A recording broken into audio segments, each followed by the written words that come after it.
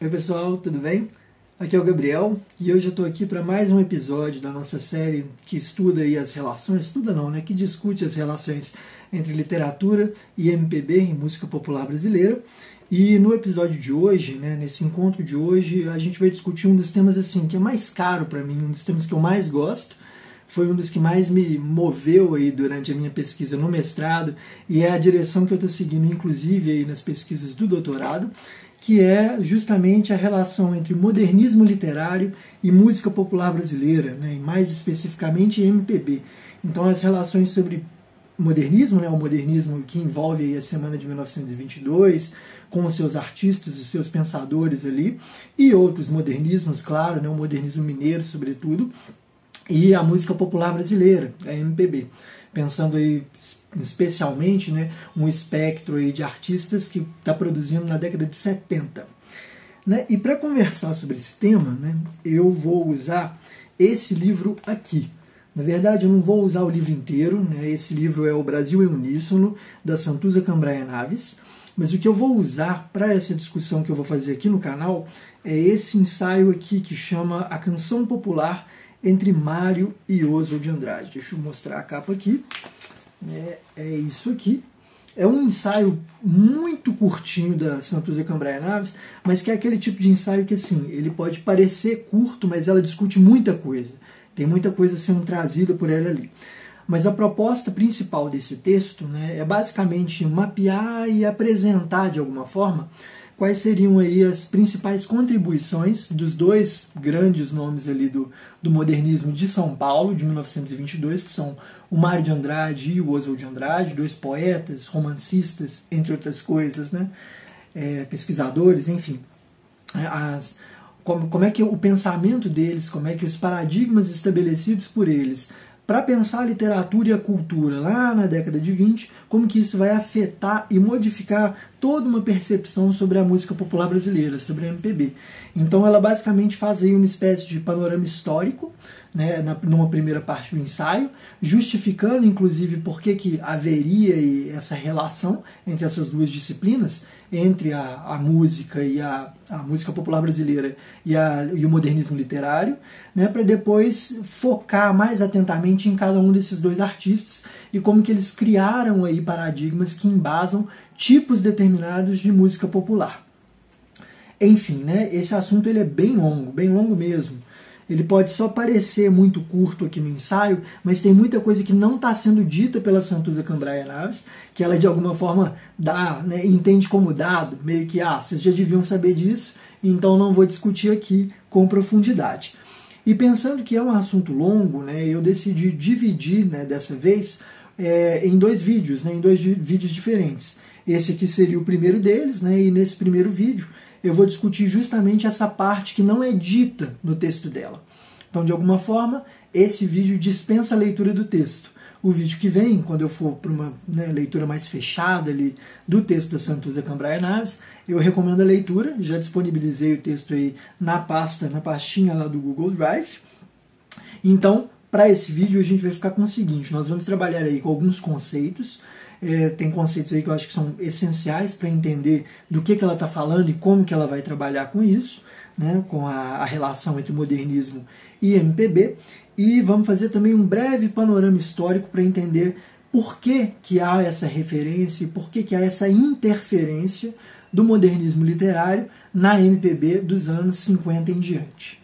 Nesse primeiro momento, eu acho que assim, como eu disse que eu vou trabalhar com alguns conceitos, eu vou entrar numa discussão que é um pouco inevitável até, e que ela pode parecer até um pouco batida para quem é estudante, quem se formou em estudos literários, já entrou em contato com esse tipo de coisa, ou mesmo quem tem formação em história, formação em artes, costuma ver essa problemática que eu vou trazer aqui, que é a relação do par, a relação entre o par moderno e modernista.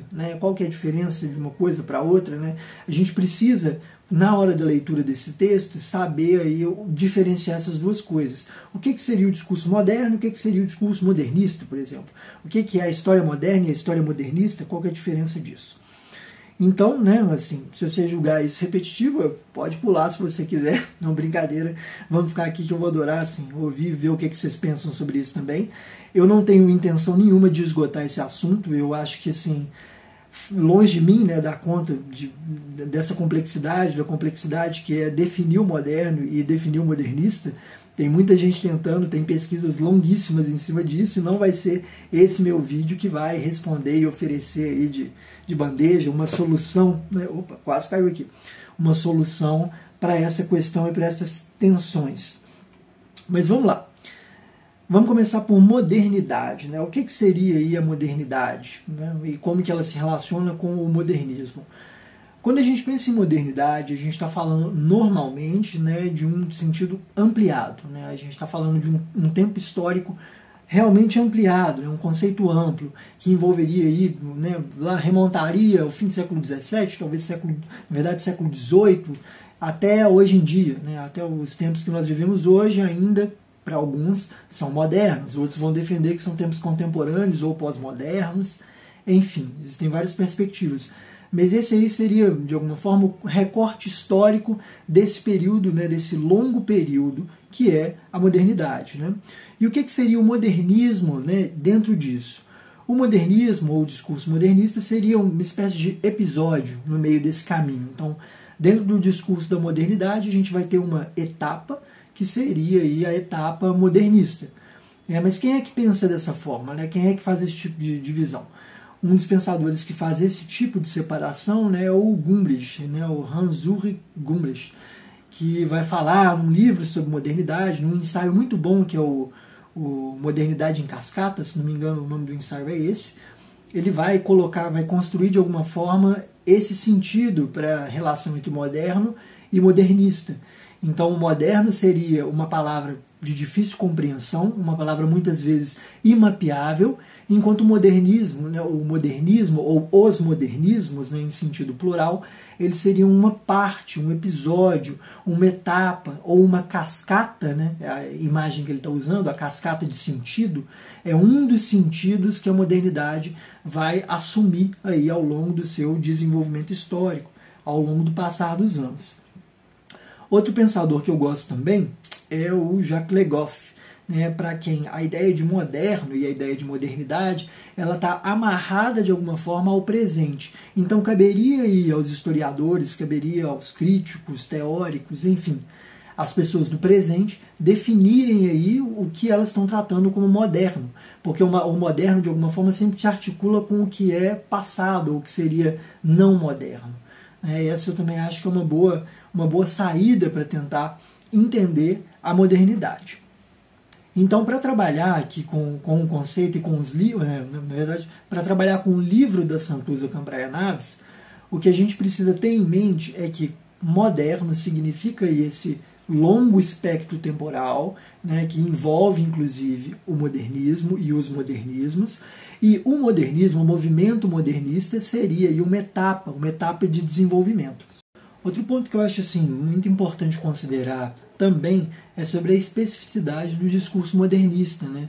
Que os movimentos de vanguarda, né, que estão aí, são os próprios, né, próprios do momento modernista, da alta modernidade, eles estão totalmente envolvidos com alguns paradigmas comuns. E quais seriam esses paradigmas aí? Primeiro, a associação entre arte e vida, no sentido de a arte tentar acompanhar e dar conta desse fenômeno de modernização, esse fenômeno moderno.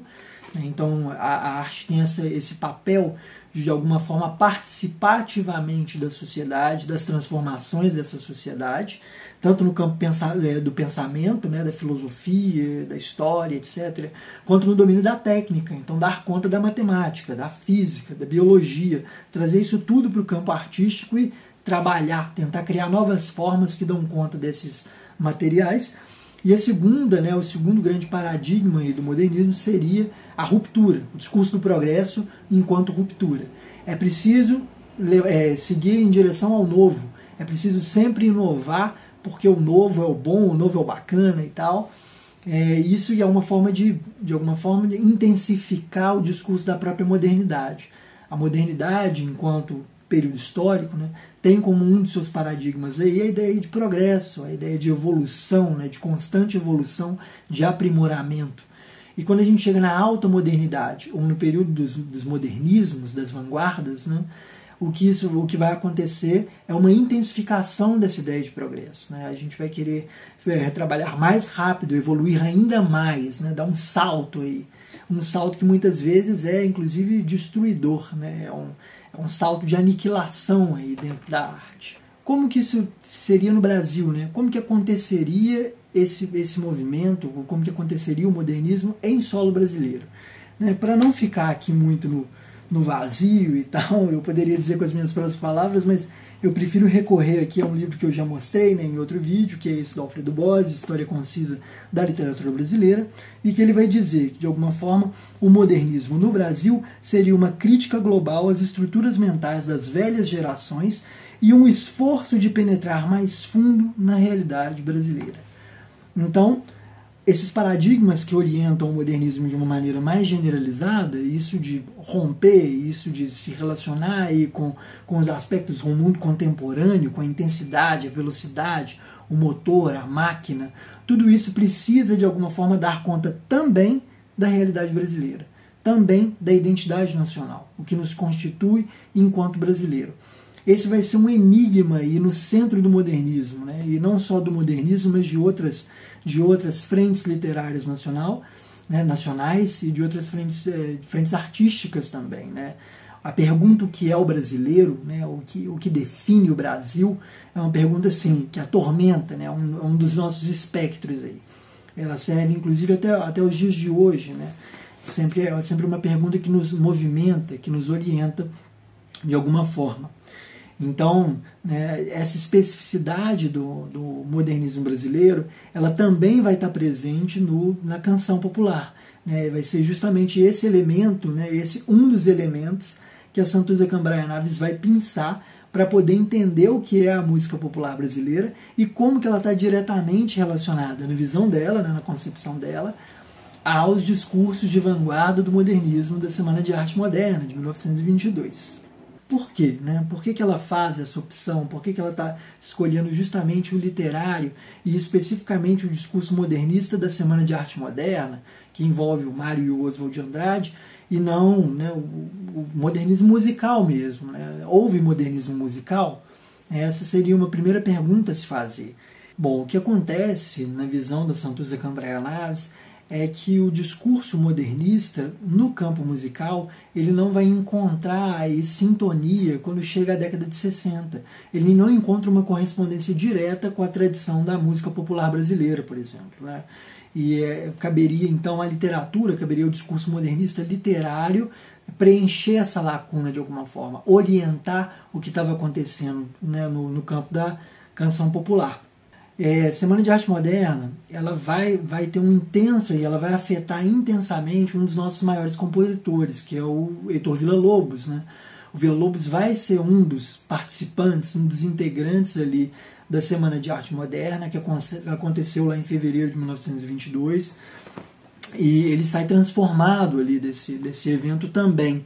Ele também sai orientado aí por questões de vanguarda, né? Por, de alguma forma, tentar articular essa ideia de modernização e de modernidade, de um pensamento que é o pensamento do novo, o pensamento do progresso, com aquilo que ele encontrava em solo brasileiro. Esse vai ser um lugar comum do modernismo brasileiro. Né? É tentar, de alguma forma, acomodar e dar conta... Acomodar não é uma boa palavra, mas dar conta dessas duas frentes. Uma frente que para alguns é chamada de primitiva, né? Mas eu não gosto tanto dessa palavra, mas enfim. É a palavra que a Florência Garamunho, por exemplo, usa para entender o nosso modernismo, mas tentar dar conta, né, desse primitivismo e de algo que seria o moderno. Então, juntar essas duas coisas seria uma coisa comum, né? Seria um elemento comum, aí, um traço comum do modernismo de forma generalizada no Brasil, seja o musical, seja o literário. E é o que o Villa-Lobos, por exemplo, vai fazer.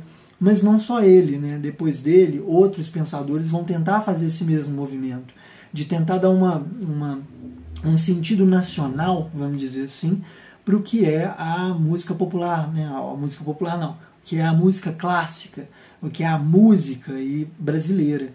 Então, quando a gente vai, por exemplo, né, pega as baquianas do Villa-Lobos para escutar, a gente encontra, né, a gente está justamente diante aí de uma obra que tenta acomodar esses dois discursos, que leva em consideração aí um aspecto que seria o primitivo, né, do brasileiro, o primitivo brasileiro, né, de matrizes originárias, que envolve aí cantos indígenas, etc., e o que é o próprio, né, a própria ideia de baquiana, que envolve aí o Johann Sebastian Bach, trazendo essa referência ali do barroco europeu, né?